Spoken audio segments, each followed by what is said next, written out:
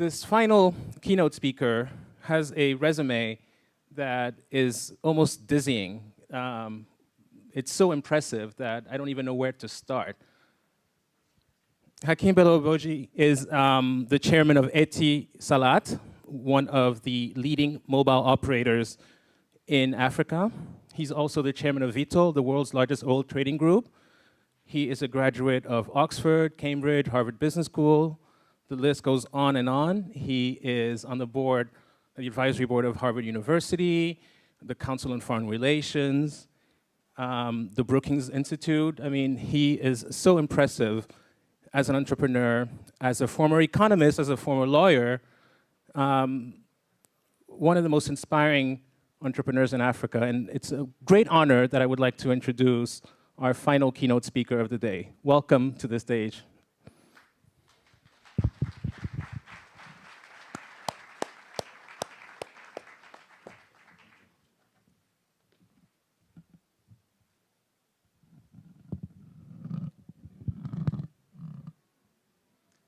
Distinguished ladies and gentlemen, whenever I get an introduction like that,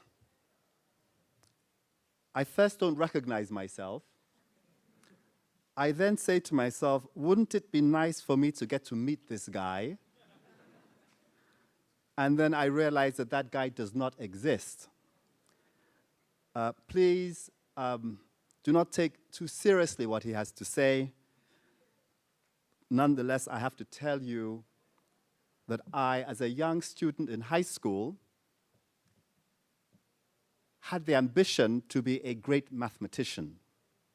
In high school in Nigeria, we were sorted out between the bright guys who did science and engineering, and the arts guys were those who failed to do science and engineering. And the greatest single accomplishment in those days was to be admitted to the Massachusetts Institute of Technology. There was no greater honor, because in that institution was supposed to be the smartest guys in the world.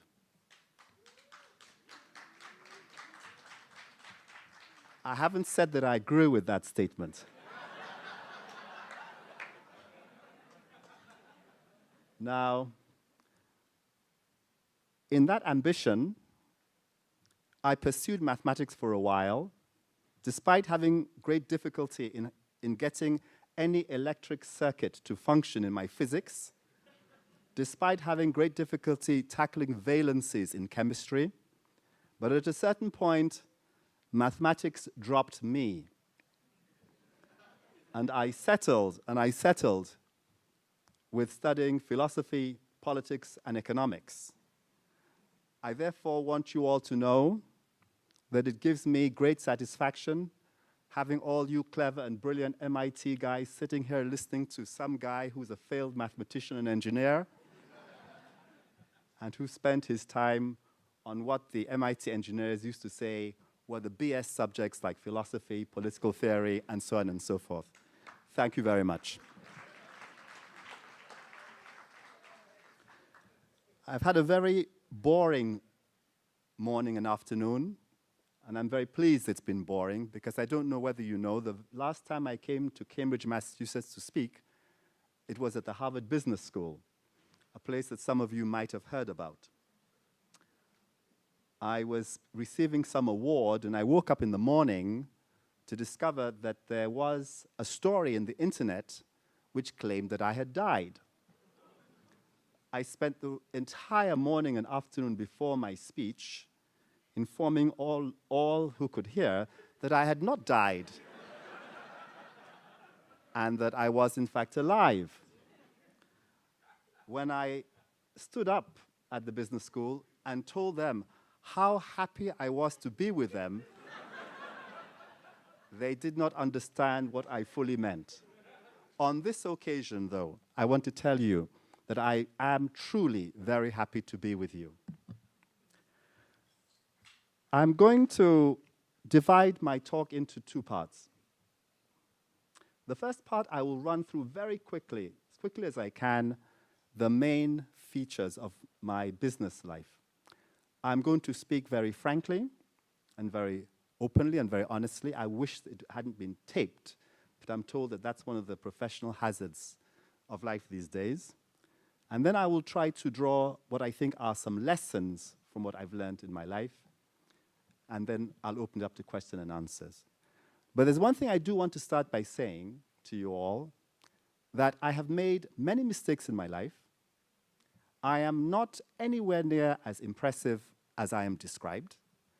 I've had my failures in my life. I've had lots of luck in my life.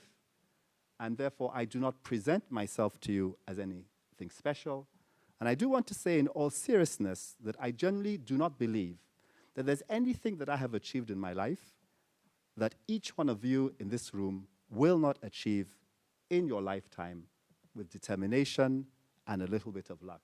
And I say that in all sincerity. I started off in England at university, at Oxford, and I thoroughly enjoyed my philosophy and politics course. I went on to do law, not because I enjoyed it, but because my father informed me that all respectable human beings have that thing called a profession. Philosophy was definitely not a profession. Politics was dangerous. And I decided to do law. I went through my law degree in Cambridge, and I attended a grand total of 2 lectures in 2 years. I was very good at reading on my own, but I had the kind of mind that tended to drift during lectures, and therefore found that at the bottom of the piece of paper, there was hardly anything there that resembled what the lecturer had to say. But nonetheless, I got through that and came to business school. I have to be honest with you and tell you that I did not particularly like my first year at business school. I found most of the students a bit pompous and self-important. I thought that they took life far too seriously. I enjoyed some of the subjects, I have to say, but I have to be honest with you and tell you that I just passed my accounting exam. I didn't like finance at all.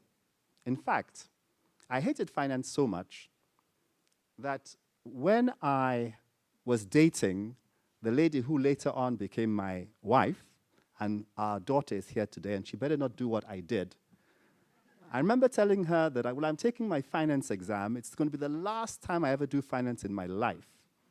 And I'm going to leave the exam hall 15 minutes early so that we can beat the traffic to watch a great jazz show that was taking place that evening. My summer was in a consulting firm, BCG. I hated working. I hated working in that consulting firm. There was nothing wrong with BCG, but I just didn't enjoy consulting. And I remember the only times I enjoyed that summer in London was when the check arrived. And I felt very good about the check for about 30 minutes. And on those occasions, when I would meet another business school student who would ask me where I was working, and I would say BCG, and he would look at me with great respect. But I thoroughly, and I'm happy I had that experience because it taught me one thing, which is that you should never work in something because of the money, because of the prestige, because it is the thing to do, but you should work in something that you intensely enjoy. And I learned at the end of that summer that that paycheck and announcing to everybody that I was at BCG was not enough to sustain me for the rest of my life. And that cured me of ever saying to myself, I must do something because it is the thing to do. I went back to business school, second year. Second year, I really enjoyed. I asked all my business school friends how they found their summer jobs. Like all good business school students, they all said exactly the same thing. It was fulfilling, rewarding, and promising. I cannot remember a single business school student who said to me, I didn't like it, it was dull, it was this, and it was that. They all said exactly the same things.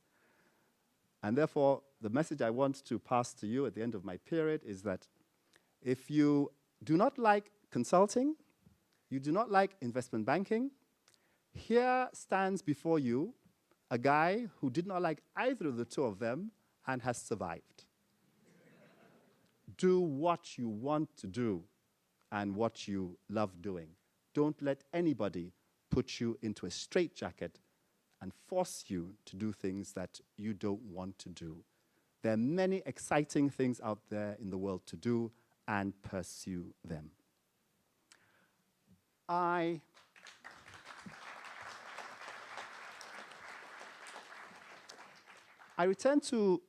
took the decision to return to Nigeria, and I got a job. I was very fortunate to get the job. A lot of people have written articles about how I got this job due to my superior educational qualifications. I have to be very honest with you. I got the job as special assistant to the presidential advisor on petroleum and energy, largely because my father was the gynecologist to the president of Nigeria. And I do want to tell you very honestly that the gynecological connection is a very powerful connection indeed.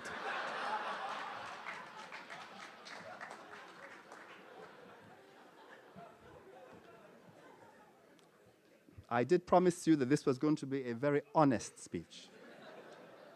But I'm serious about it in that the importance of chance, the fact that I had a helping hand from a father, has to be something that I must admit.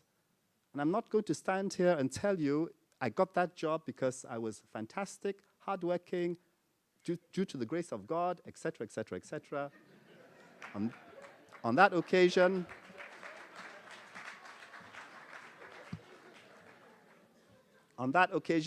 Dad helped. All I can take credit for is having used that opportunity to the best of my ability.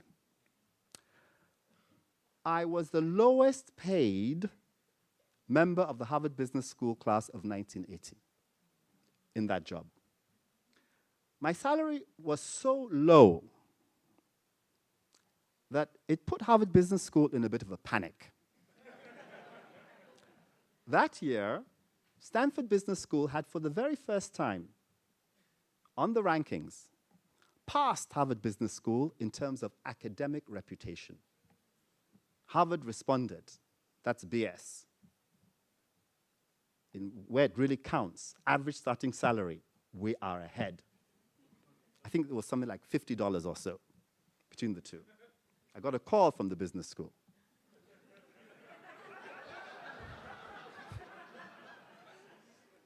They were deeply concerned that my salary might just pull down that average.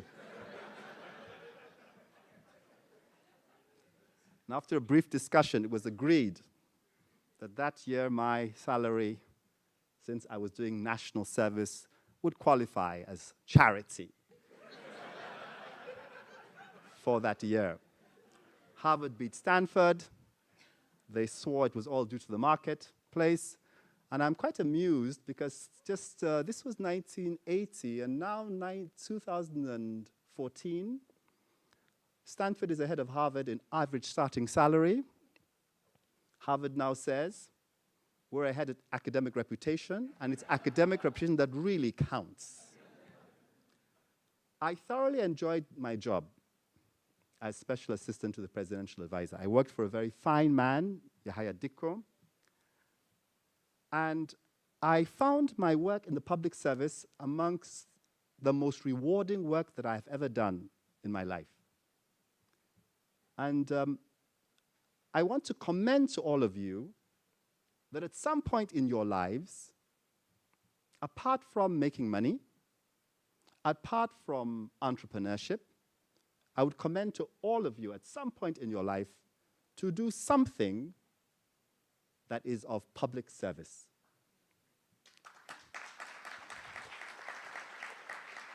It may not be a job in the government, maybe a job in the diplomatic service, it may be a job in an NGO, it may be a job in the United Nations, but the reward, the spiritual reward, the psychological reward of having left the public better than you met it, for me is one of the greatest rewards, and it has given me great satisfaction all my life. And I would not rule it out simply because you are business school students. I survived 2 coups.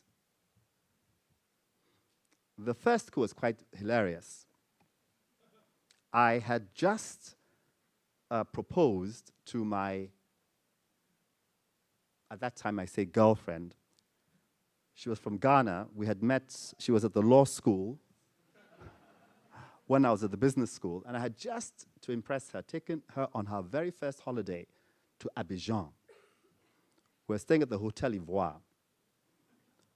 And I woke up the very first morning of the holiday and got a phone call from somebody informing me that there had been a coup d'etat in Nigeria and that all special assistants, special advisors, and ministers were to report to the nearest police station.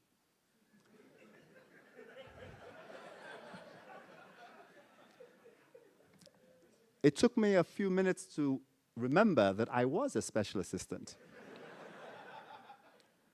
I remain eternally grateful to my dear wife that despite that very unpromising start to our relationship, that she remains with me today, and that we have 3 daughters and 1 son, 1 daughter who is at Yale and who is here today.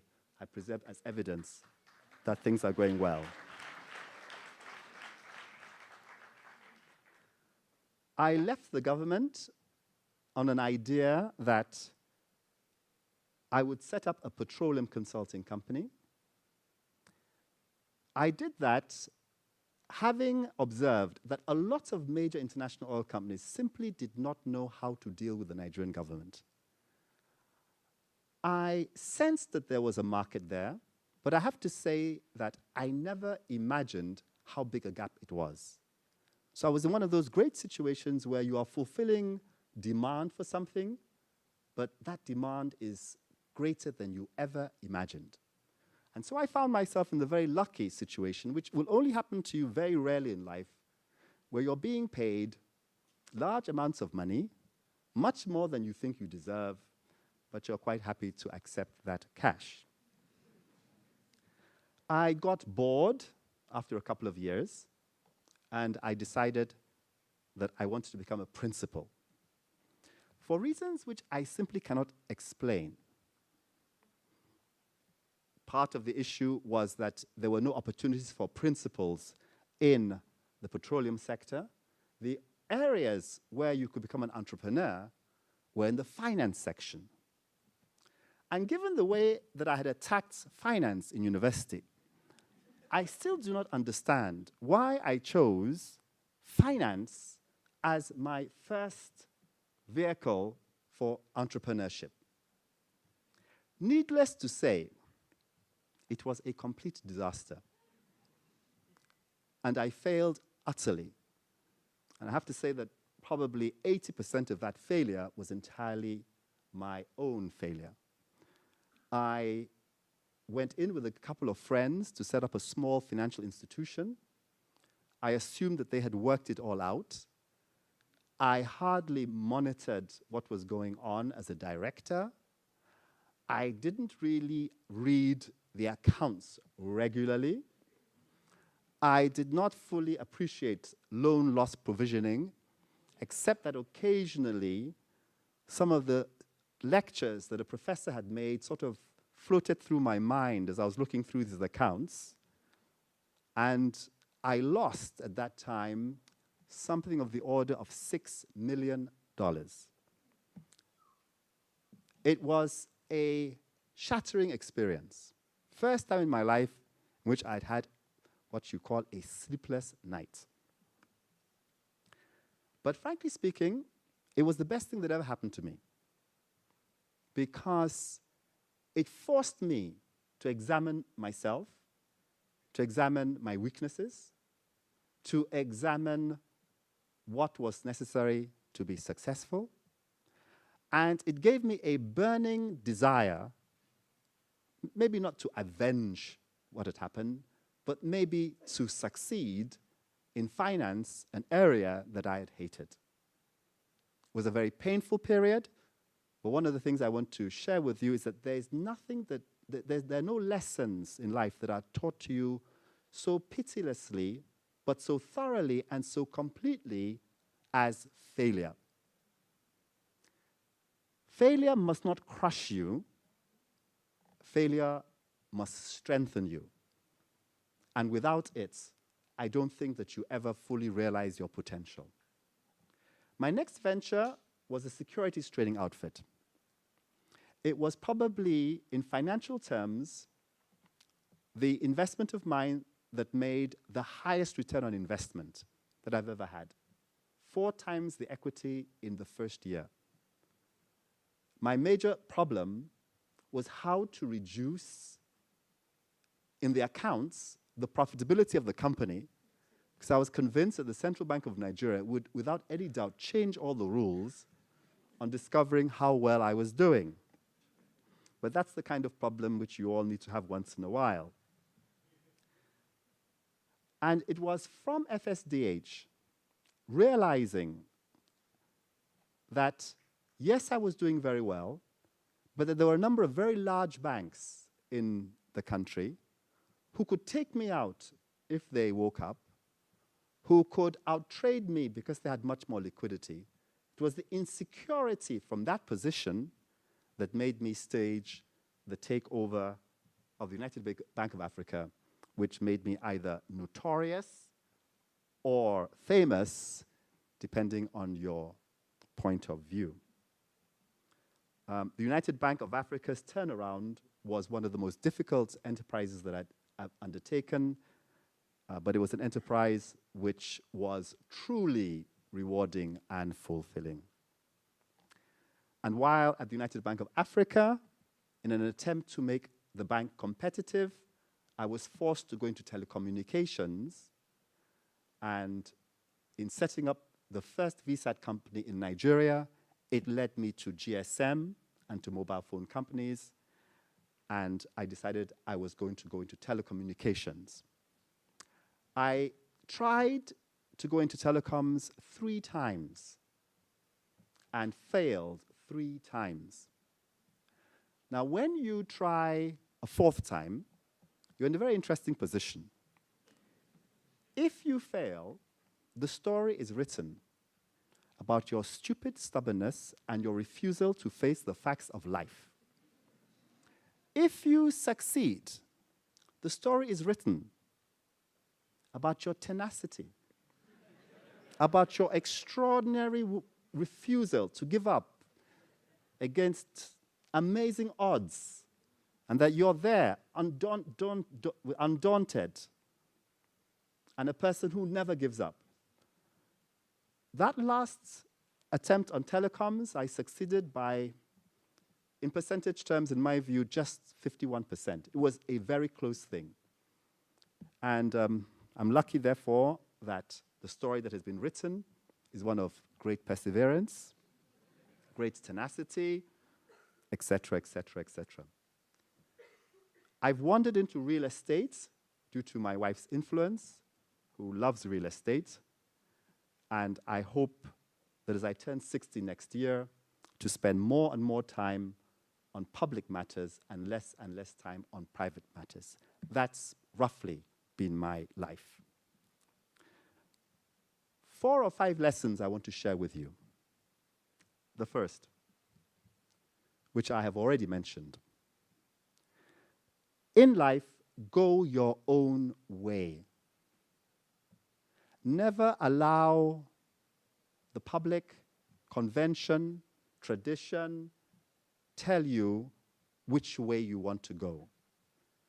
There's a lovely poem which I'm sure you've all read that I want you to take to heart. It's the lovely quote from Robert Frost, who says, I went into the forest. 2 roads diverged in front of me.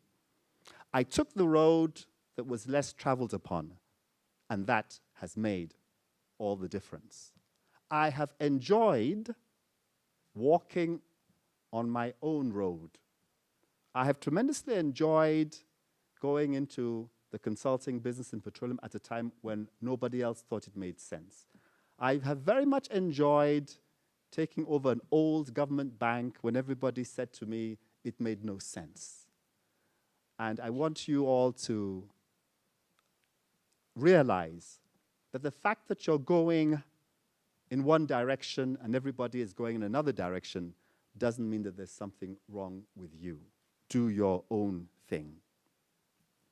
The second lesson, which I've already spoken about, and I want to repeat here, is that failure is not to be avoided. If you hope or expect to go to the very limits of what is possible within you, you have got to attempt from time to time things that look impossible. And if you are to attempt things that are impossible, you have to confront the probability that sometimes you will fail. There's nothing shameful about failure. What is shameful is if after failing, you quit, you feel terrible, and you say no more. The third lesson that I want to put before you is the importance of tenacity. When I look back at my business school class and I see where we are today, luck obviously has played a very important role in those who have succeeded and those who have not. That I don't deny.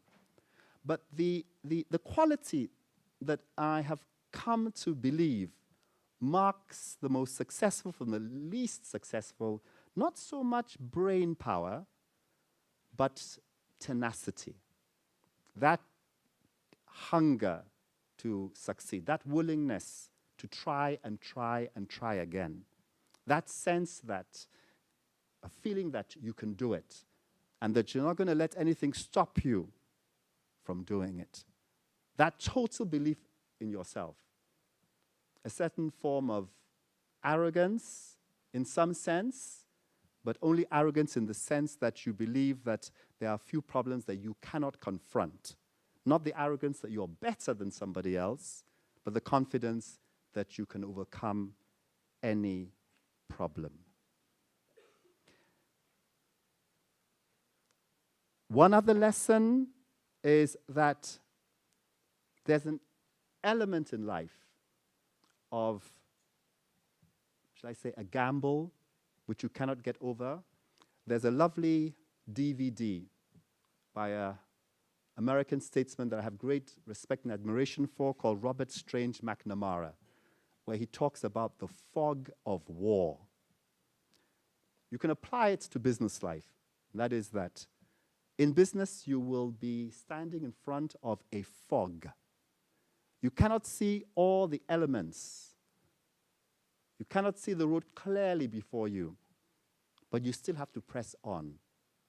If you can see all the elements clearly before you, I want to assure you that somebody has already gone through and seized that opportunity. Notwithstanding the fog, you must take decisions and you must go ahead. The problem of Harvard Business School students often is that we want one last little piece of data before we make a decision. I suspect the problem of MIT students is that there's one more number that they're looking for before they take a decision. You've got to take a decision on the basis of the facts and the numbers that you have, and understand that if you have made mistakes, you need to have the courage, the agility to make the necessary adjustments in your strategy and in your plans. Finally, the critical importance of teamwork. There are no giant individuals who do it by themselves. There's a great proverb that I was given by an old teacher, in which a man says to his followers, if I appear to you to look like a giant, it is not because I'm a giant. It is because I'm standing on the shoulders of many other people that you cannot see. All great efforts are a result of teamwork, and you must build great teams who complement the talents and the weaknesses that you have, and you must give them credit for that teamwork. 2 remaining pieces of advice.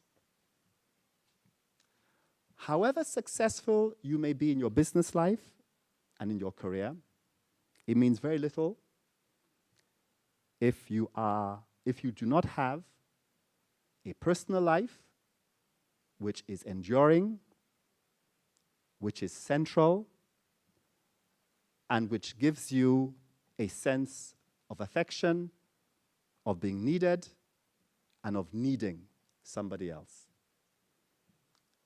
I have met many businessmen who are extraordinarily rich, who are on the pages of many magazines, and who are deeply unhappy. That whatever success you want in business, it is not worth the cost in your personal lives. And that at the end of the day, what matters for all of us is our ability to develop relationships with our children, with our spouses, with our partners, with our friends, and in our community. Jacqueline Kennedy Onassis said something that I very much liked. She was asked, what do you think is your greatest achievement? And she said, to bring up 2 normal children. We do not all have to have children, but in the sense of mentoring and in the sense of our relationships with other individuals, that is as important in your lives as is your business success. I will end by wishing you well, assuring all of you that you will all do far better, do much greater things than I have ever imagined for myself. That is your destiny. You're a generation whose destiny is to do far better than my generation. That is the very definition of success and progress and civilization, which is one younger generation doing better than our own generation. I know that many times in Africa, many elders are not exactly thrilled at the success of many people younger than them. I want to assure you that I look forward to a time in 20 or 30 years from now in which some of you in this room are standing here talking about your great successes, handing over to another generation, having lived lives that are successful and complete. Yeats, an English poet, has to end this talk.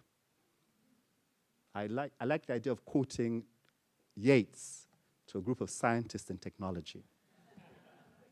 Yeats said, "Gather ye rosebuds while ye may. Gather ye rosebuds while ye may. Seize the times." He didn't say hold on to the times. He didn't say lurch towards the times. He says seize the times. And then he says the last line, which I love, make your lives extraordinary. Don't be ordinary.